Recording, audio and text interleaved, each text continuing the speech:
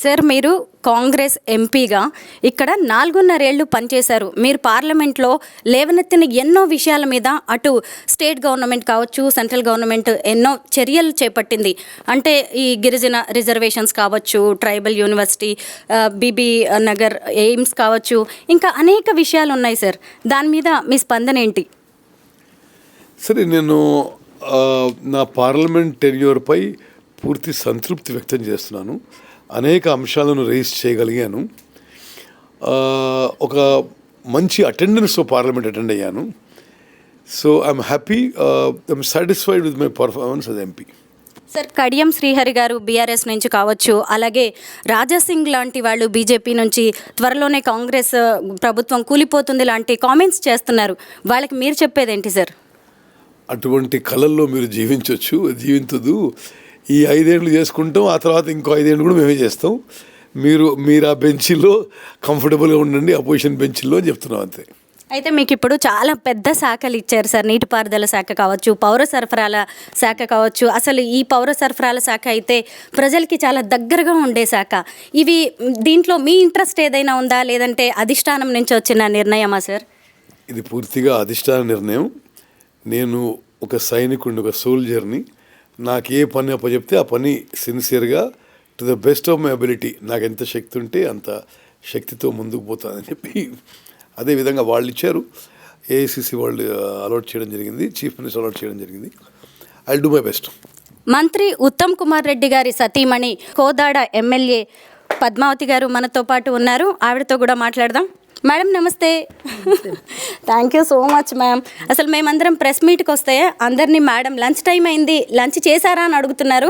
అంటే ఒక పొలిటీషియన్గా, ఒక మంత్రి గారు, ఎంపీ గారి భార్యగా కంటే కూడా ఆవిడ ఒక విమెన్గా రెస్పాండ్ అయిన విధానం నిజంగా నాకు ఒక జర్నలిస్ట్గా ఎంతో గొప్పగా అనిపించింది. Madam thank you so much ma'am. అంటే నేను కూడా ఒక మహిళని కావచ్చేమో, అందుకే మీలో ఉన్న ఇంకొక మహిళని నేను చూడగలిగాను అనిపించింది. Hearty congratulations. Thank you madam. Sir మంత్రిగా ఎలక్ట్ అవ్వడమే కాకుండా ఇంకొకటి ఏంటంటే మీరు హయ్యెస్ట్ ఓట్ షేర్ తెచ్చుకున్నారు కోదాడ ఎమ్మెల్యేగా. ఏమనిపిస్తుంది అసలు? దీనికి గల కారణాలు ఏంటి?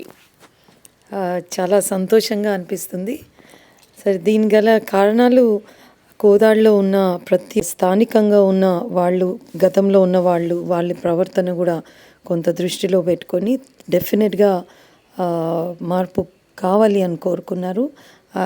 అండ్ కోదాడలో మహిళల ఓట్ షేర్ ఎక్కువ ఉందమ్మా.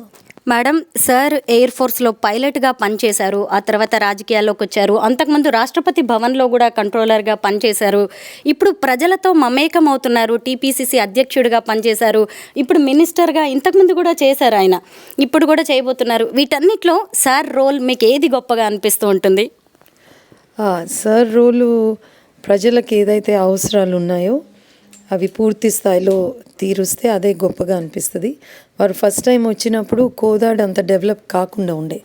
సో అప్పుడే వారు కోదాడ్ కానీ హుజూర్నగర్ కానీ మరి ముఖ్యంగా ఈ ఇరిగేషన్ విషయంగానే చాలా లిఫ్ట్ ఇరిగేషన్ సిస్టమ్స్ కట్టి అక్కడ ప్రతి ఒక్క మూలానికి ఎకరానికి నీళ్ళు అందించడం జరిగింది. దానివల్ల ఎన్నో కుటుంబాలు బాగుపడ్డాయి.